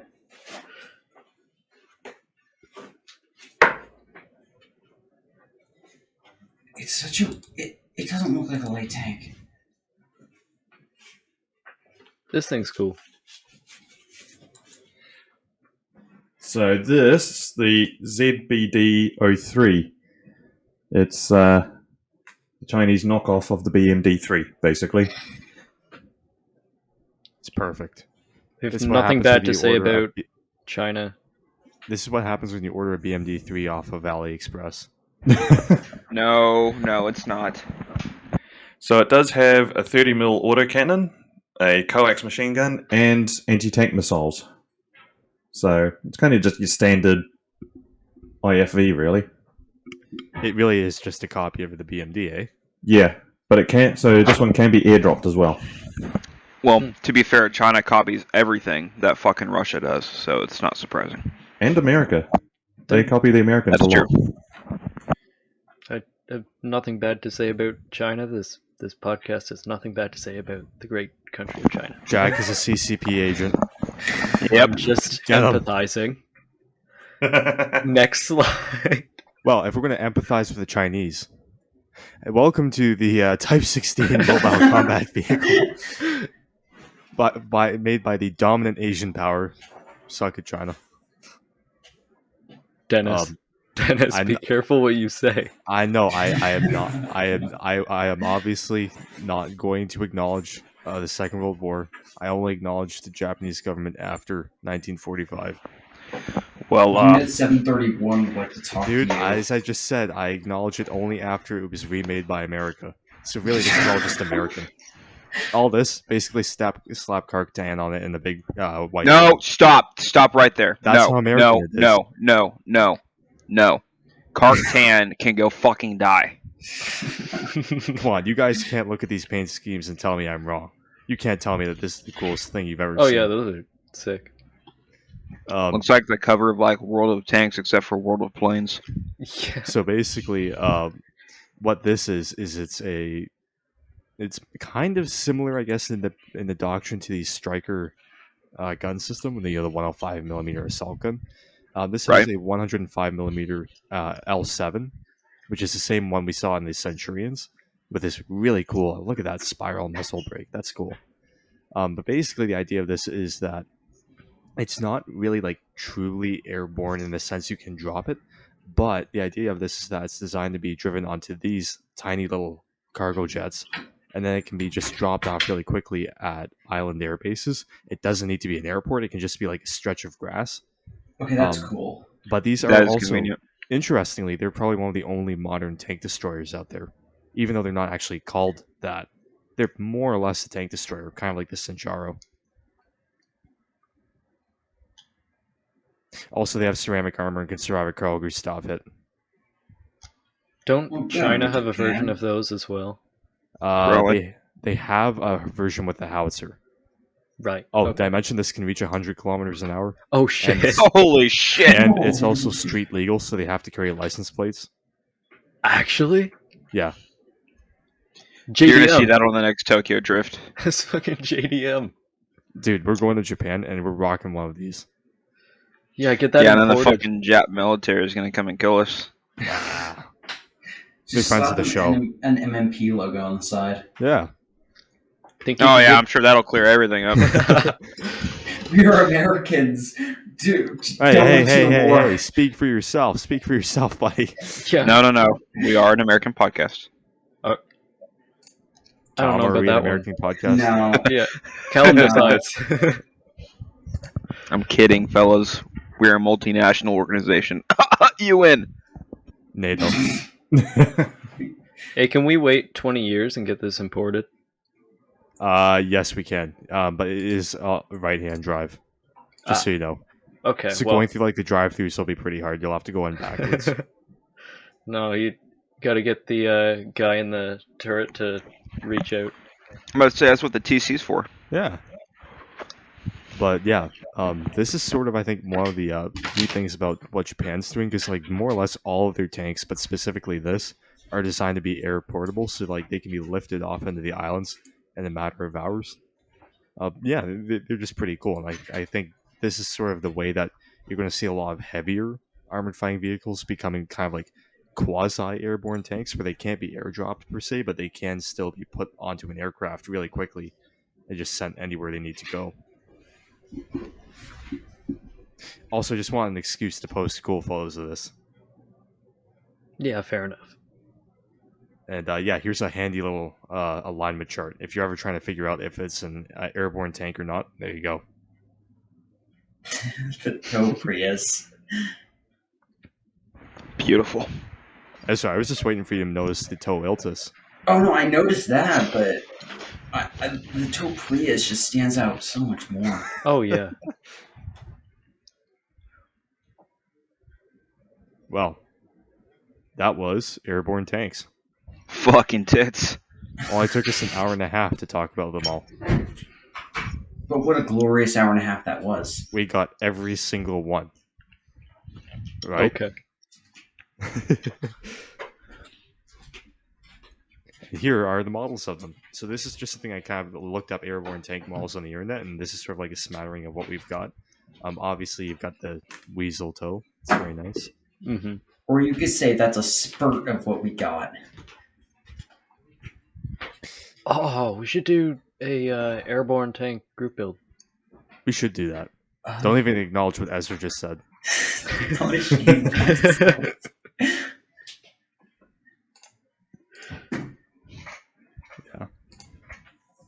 I don't know. I think I'd probably build the Type 16 and the Locust. Like, that's just so cool.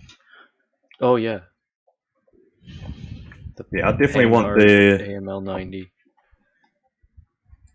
yeah, I'd want the Locust and the Tetrarch. Actually, though, looking at their box art, it looks like they're facing each other with the same Hamilcar in the air.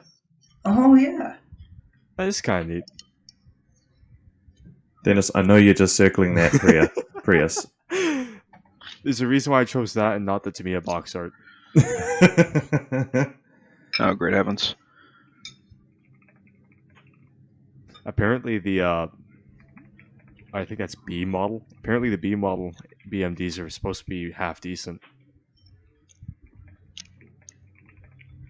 I wouldn't know.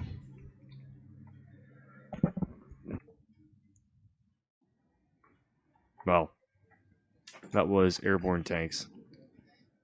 Here's this week's Hill to Die On, where Ezra's going to come on with a pretty, I shall say, pretty debatable take, and we're going to crucify him for it after.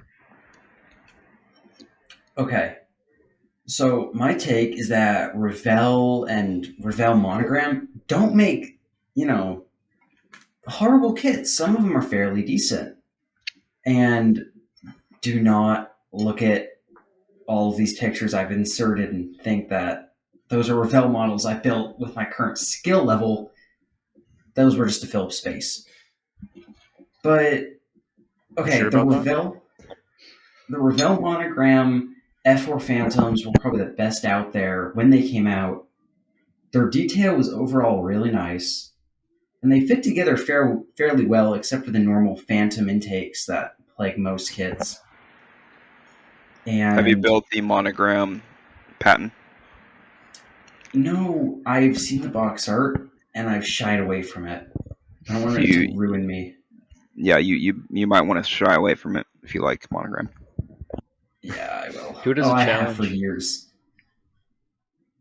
And then you can see some pictures of one of my first aircraft models I built, actually. It's the Revell Lancaster. super old boxing. In the bomb bay, the bombs were literally like, they were just molded onto the plate of the bomb bay. So they're essentially flat. That's actually fucking horrible. Oh my god. It is horrible. Nice. That's what I like to expect. You can note the horrible seam lines that I have not filled or sanded. The silver to hell decals. But overall, their kits are fairly nice. And they released humongous kits like the 172nd CO Gatto class and Flower class Corvette, which I have. They're not half bad. He says as he points out the massive seam line, the silver decals, etc., etc. Those were my So fault. These aren't bad. It's like, this is not a bad kit apart from all of these. No, but you see, I did that to myself. I glued them together with like super glue. Oh, Ezra, I don't really know if you can blame the decals silvering on you necessarily. Or the mold I can quality. actually, because you see that black bottom. I don't think I painted it. I think that's just bare plastic. What? It's got Okay. it does have a slight greenish tinge to it. Yeah. Yes. Yeah, and the bombs aren't even like completely painted. Ugh.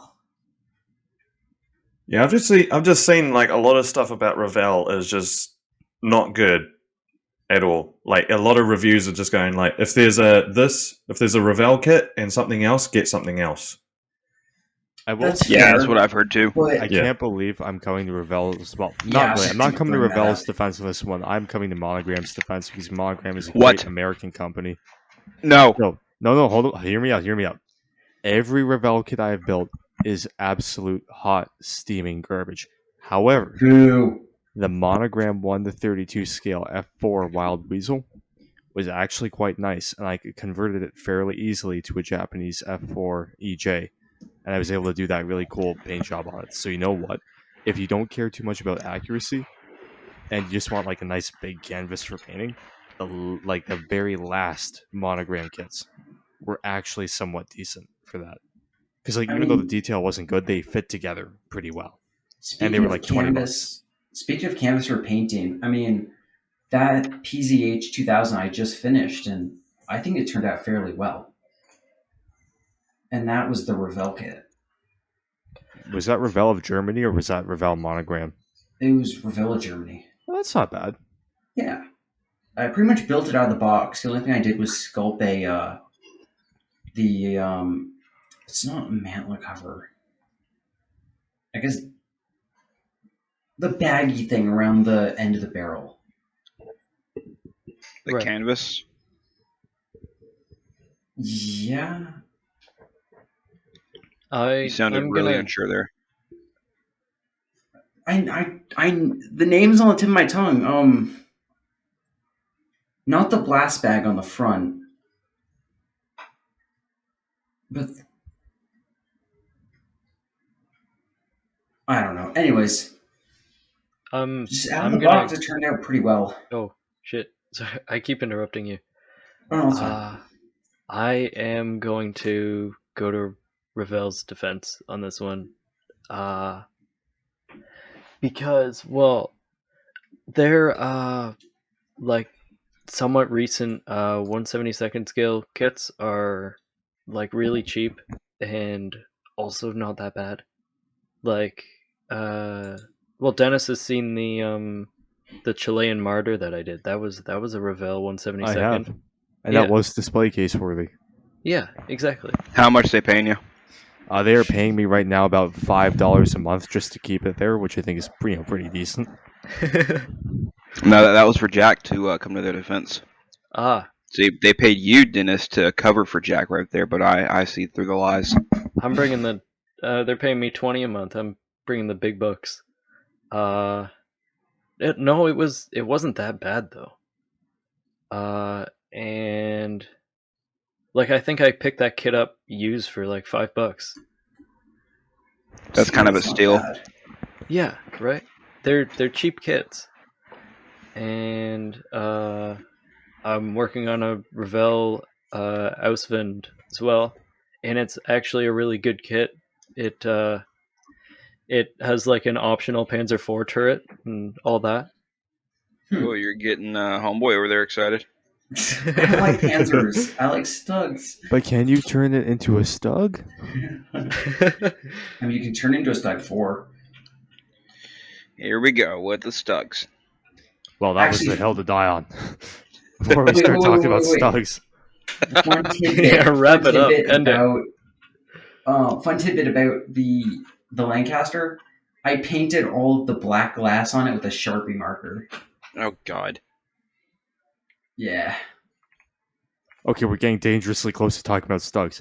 This week's works in progress. Just Greg, before go. that, Yes. I've actually got to leave the podcast now. So enjoy the rest of the episode, guys. I'll catch you next time. One man Thank you down. for All right. enjoying and Yeah. Thank you, taking Callum. part. Yep. Thank you for your slides. And I'll catch you guys next time. Of course, brother. We'll catch you later. Yeah, see ya. See you next week. Hey, how long you think we'll have left? 20 minutes. 30. An hour. This is going to be the coveted 3-hour episode. Oh.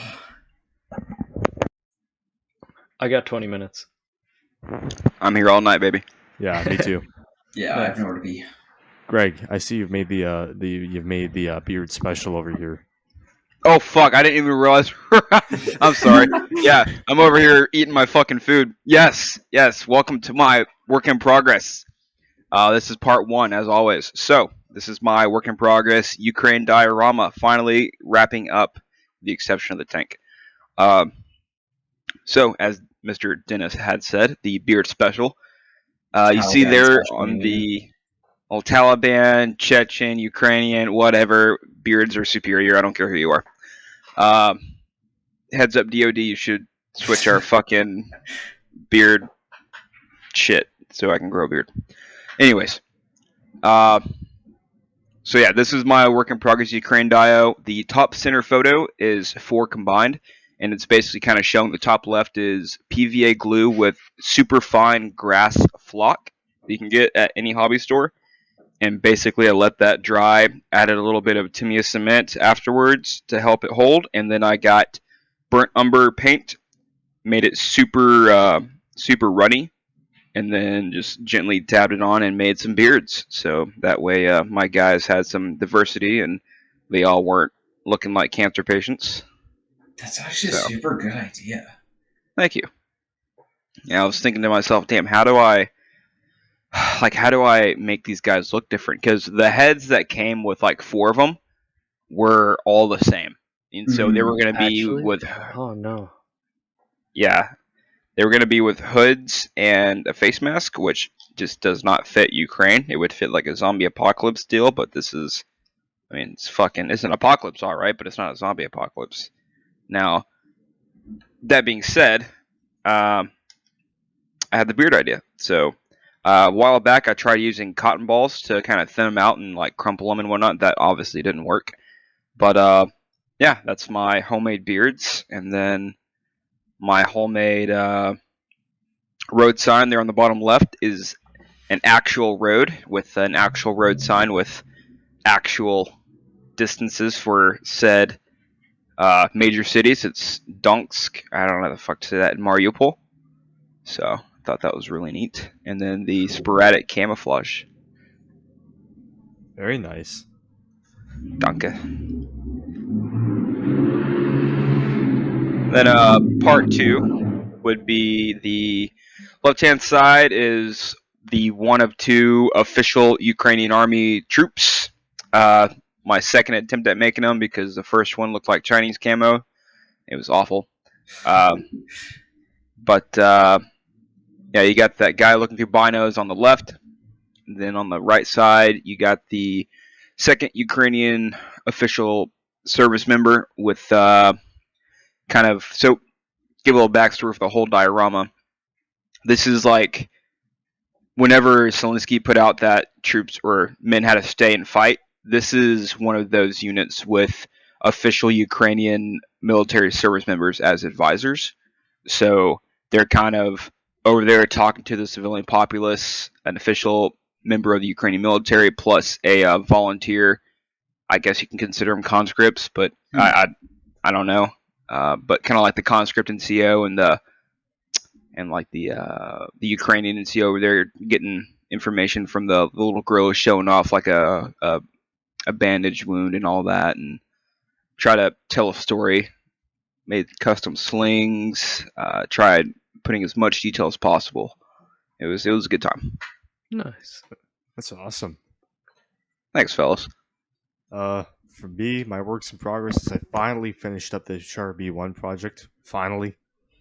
Oh my god, it's taken like half a year to do this. Beautiful. The resin looks water has great, finally yeah. cured. Yeah, and I think Nice. honestly, all things considered, I learned how to make trees. I learned how to use resin water. I even did a bit of streaking with homemade muds. So I mean, it's not bad. Definitely could have been worse. And right now, I just started working on stash clearance. So I've got this Rich Models Universal Carrier Wasp, which is the flamethrower. And that I basically just started working up on, doing the running gear, which is tedious as heck, but it does look nice. And I've decided that I'm going to make it as one of the Canadian wasps that helped cross the Leopold Canal in the Netherlands by literally burning the other side. Fucking A, dude. That's awesome. I tried to choose like the most gangster thing I could find on the internet, and there we are. That's pretty gangster. Hell yeah. Oh, okay, here we start my long slog of pictures. So I'm working on my little IBG TKSP as captured by the German Luftwaffe. And here you can see my headlights that I meticulously drilled out and then filled with a clear gloss. And on the right, you can see how they looked before when they were just painted silver. I'll let you, figure out which looks better.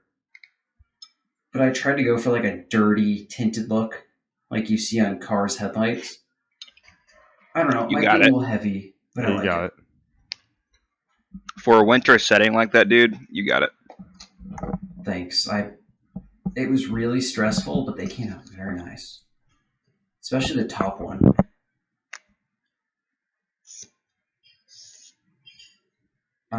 Yeah, I can't wait for the whole thing to come together. This Yeah, kid's you can- fought me every step of the way.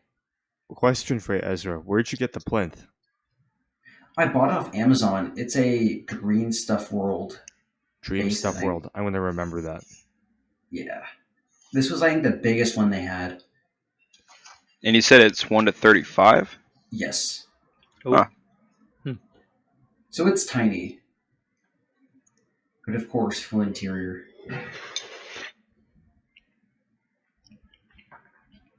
You've got 2 figures for that, right? I do. I'm debating if I'm going to put them in or not. Do it.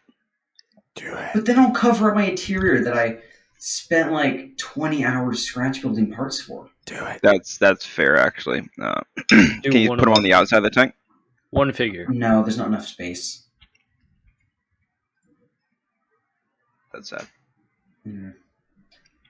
And then here we have my Ferdinand 150 100. That's Finally fucking done. beautiful. Thank you. Yeah, that's gorgeous. Like, look at the dust. Try to have it look, straight out the factory.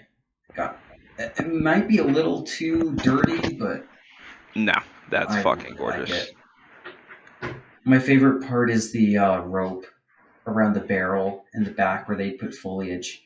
How'd you do the rope there? Was it actual like string or is it wire? It's string from my Revell 172nd scale Gatto class sub that I'm not going to use. Ooh, okay. Yeah, just tied it around and boom, done. Took 5 minutes. How did you Not do bad. that oil spill at the front? That was actually done with acrylics. Was it actually? I used, what is it? It's Army Painter Strong Tone with a really fine brush and just brushed it on. Oh, nice. Yep, all of the grease That you is see on there is impressive. acrylic. Holy shit. So there was no return if it turned out bad. What about the the tedious writing. Okay, so I bought from Amazon some really cheap Chinese decals, but I mean, they look fairly good. But the bottom row of the main text totally ripped off, so that's all hand painted. Holy Oh. hell! Yeah, How long did that take you? like an hour. You're kidding. That's it, Yeah, it was bro. honestly That would fairly have taken easy. me like 3 days. I rushed a little on Tiger, but it was okay. I honest to God thought you might have gotten decals from Dennis. I'm not even kidding. Yeah, I know. You think that I can print white like that? I have faith. And you can move on to the next slide if you want. I used the forbidden pigments on this for once instead of my normal all enamel routine. There's nothing wrong with pigments, Ezra. I think it's just the fact that they can rub off really easy, and if you get a fingerprint, you're screwed. That's why she left me.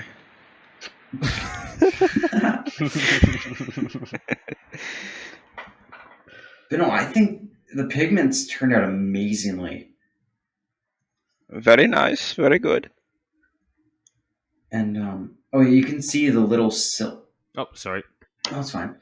You can see the silver ring around the back end of the barrel. I don't know. Yeah. Yeah, that sticks out like. Oh, dude, that's nice. Yeah, you can see it better in the other picture, but yeah, I thought that was a nice little touch. It took like 5 minutes. That's a very nice touch. Yeah. And all the teeth of the drive sprocket, they've been highlighted yeah. with silver as well. So is Dude, this that's. taken? Is this from a photo? Yeah. Yep, Yeah, there's an nice. actual Ferdinand that looked like this. Wait, how long have you been working on this again?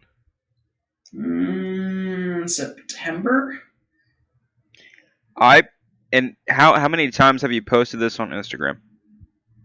None. Okay, never mind. I'm about to say I think I saw you post this, but it's probably somebody Didn't else. Val do one of these or something? No. Or someone? Val's I don't know. brother he's done a bunch of Ferdinands. I don't think he's done a 150 100 though. Huh. Nice. It's incredible. Thank you. It was originally going to be in Dunkelgelb with the two-tone camo, but I just couldn't get it looking right, and then the decals tore. So I put it away for like 3 months, and when I came back from ArmorCon, I was like, oh, there's that one that was painted all red oxide. So then I, painted it like this, and I'm happy I did. Dude, that's awesome. Yeah, it is awesome, man. Thank you. Finally, another German thing. Where The Revell PZH 2000, finally done. I picked this up in ArmorCon in October. I had a really fun time adding all the mud and dust. That looks like a fun build, dude. Like, honestly, that itself, just the vehicle alone, looks like a Yeah. fun put together. These pictures don't show it well, but it's huge. It's a humongous model. You should get like not to be that guy, but you should get like a Tiger 1 and put next to it because everyone knows how big a Tiger 1 is. You think I have a Tiger 1 built? I've never built Yeah, a Tiger I 1. do think you have What? a Tiger 1 built. Dude, you're kidding. I've never built a Tiger 1. I am actually genuinely surprised. He's Yeah. too busy building Stooks. Exactly. That's true. That's true. Just Stu Glorious beside it. Panzer III chassis. Damn, I am baffled. There's only, I think, 3 aftermarket parts on this, which aren't even aftermarket. It's the blast bag is from Meng, because I have their PZH 2000 kit as well. I'm going to be building up. The tarp on the turret is from Tamiya, and the MG3 Tamiya. is from... It's either or, tomato. And then the MG3 is from Meng as well. But yeah, overall, super fun build. I like the bent over antennas. Oh yeah, those came like in the kit. No, I made them out of guitar wire, and I actually tied the knots and tied them down with tension. Oh, sweet. Mm-hmm. Yeah, it's pretty neat, dude. Thank you. That's really neat. Yeah. Well, Oh, we've got an option here, guys. We can either spend time talking about what advice we give to people who are thinking of getting into modeling, or we can make all of our many dozens, thousands even of listeners wait until next week. Or talk Next about week. this. Or Yeah, talk next about week. this on the Next live week, stream yeah. tomorrow. Next week, yep. You guys are we'd like to do a little thing here where we tease you a little, because we love our listeners so much. we're taking after women. Yes. Embracing the inner femboy. Yes, Or in Okay. Greg's case, furry femboy. you can. We'll talk offline. Watch. Join our Discord so that you can hear Greg berate Ezra. It'll be worth it. You fucking. Yes. Wow. That was a podcast. Yeah. It was a podcast, indeed. We only took one casualty this time. Correct. Thank God. It's a shorter episode too. Our last ones have been like close to 2.5 hours. Did you hear the silly goose? Oh my god, it's one of our shorter episodes. Meanwhile, Callum's like slaving away in the coal mines, just like trying to edit all of them in time. Excuse me. Hey, what's that red panda doing with all that cheap extra thin though? Don't worry about it. It's foreshadowing. Yeah. Oh no. Oh yes. Oh yeah. Just a Oh, red imagine. panda just high in his mind. Well, he was high on life to begin with. Yeah, I was going to so- say red pandas are high, like just the high. They're like, no, officer, it's high. How are you? Stoner pandas. Just imagine little red panda at a workbench building a Tamiya kit. I'm telling you, we need to do this thing where we turn red pandas into like this symbol of armor modelers. Yes. I'm all about it, dude. I saved those pictures you sent of the fucking red pandas and the tanks. There you go. There you go. I'll post that on our Instagram. Yeah, exactly. Red pandas are like tank modelers. Like if we were like they are a spirit animal, you know. Just a red panda takes a huff You're of getting extra thin dangerously and close starts. to furry territory there, This is Dennis. not furry territory because This I'm is- not like. I'm It's a not- mascot, not a furry. I was about to say. I think Ezra's a little obsessed with I- furries. Ezra, you're projecting a bit there, bud. Oh, he's laughing. He's laughing to hide his No, fear. no, no, no. That was a very high-pitched no. laugh too. So It's the gay stuff, remember? what gay stuff are you talking about? I don't recall any gay stuff. Do you? Do you? Ezra, Dennis? Ezra, what's going on here? Why you? Yeah, Jack. Do you recall anything gay? I haven't heard anything now. Oh, that's weird. Ezra. That's weird. Strange. Sus. Well, Trying this is to where cover I up sign furry off stuff now. with Thanks gay for the great stuff. podcast, everyone. No. You can't just do that. I'm the guy who closes the podcast. We go on as long as I say we do. I've got all night. What about you guys? Yeah, I've got all night.